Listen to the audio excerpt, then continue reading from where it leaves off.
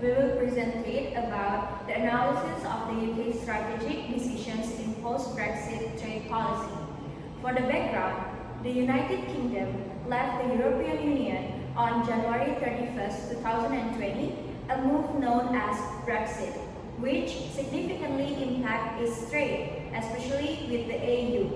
Due to additional trade restrictions resulting from Brexit, the UK experienced a 27% decrease in export and a 32% loss in imports to the EU between 2021 and 2023.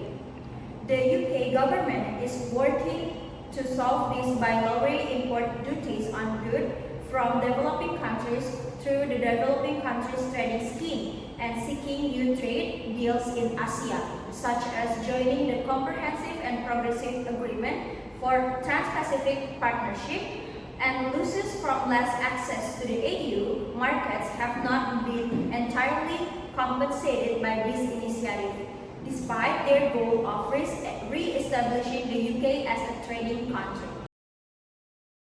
So I'm going to explain about alternative one. The alternative one strategic trade relation with Commonwealth countries present significant benefit and challenge. The benefit: one, shared historical links. The UK and Commonwealth nations share historical peace, language, and legal system, facilitating easier trade and communication. And the second, economic growth. Enhanced trade can lead to economic growth with estimated suggestion that Commonwealth countries trade 20% more with each other. And the challenge: one, disparities among members. If developed countries might face disadvantages in benefiting from trade agreements, potentially exacerbating inequalities. And the second, capacity issue. Many Commonwealth nations struggle with capacity limitation that hinder their full participation in global trade. So now we're moving to the second alternative. It's the free trade agreement with the USA.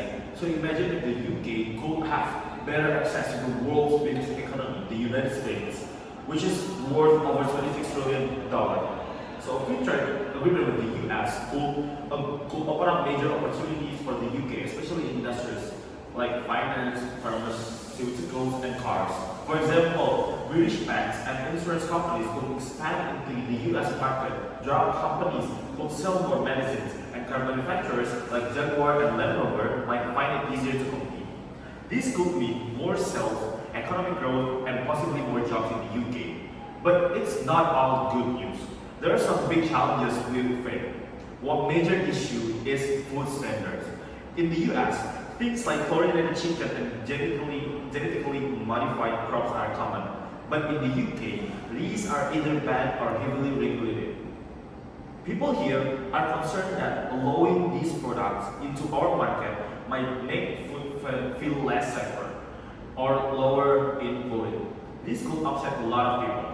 Another challenge is how the US in negotiations. They tend to push hard for rules that benefit their businesses, which might harm some UK industries. And lastly, trade deals like this take a long time, sometimes up to 10 years. That means even if the deal is successful, we won't see benefits for a long time, which could be frustrating for businesses and also the public. So in the end, while a free trade agreement with the US could help the UK's economy grow, it's important to carefully manage these challenges. So the government will need to find the right balance between growing the economy and also addressing public concerns about food and fairness. So next we are going to alternative 3. After Brexit, the UK sought to redefine its global trade strategy and joining the Comprehensive and Progressive Agreement for Trans-Pacific Partnership or CPTPP emerged as a key opportunity. This agreement involving 11 Asia-Pacific nations with a combined GDP of over $13 trillion, eliminates tariff on 95% of trade goods, providing the UK with access to fast fast-growing markets like Vietnam, Malaysia, and Japan. It allows UK business to export products such as cars, machinery, and food more competitively while supporting ministries like finance and technology. By reducing reliance on the UK and the EU and diversifying trade partnership, the UK can lower economic risk and drive long-term growth while adapting to new trade rules may present short-term challenges. The CPTPP aligns with the UK's global Britain strategy, offering significant economic and strategic benefit to secure its role as a leading global trading nation. So, to the last alternative.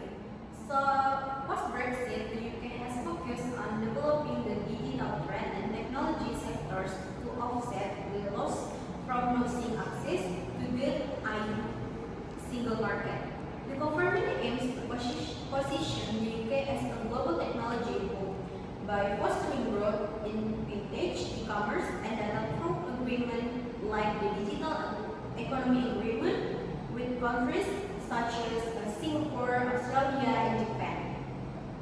And these policies facilitate cross-border data exchange, reduce barriers in digital trade, and support advance in technologies like artificial intelligence or AI and Internet of Things or IoT.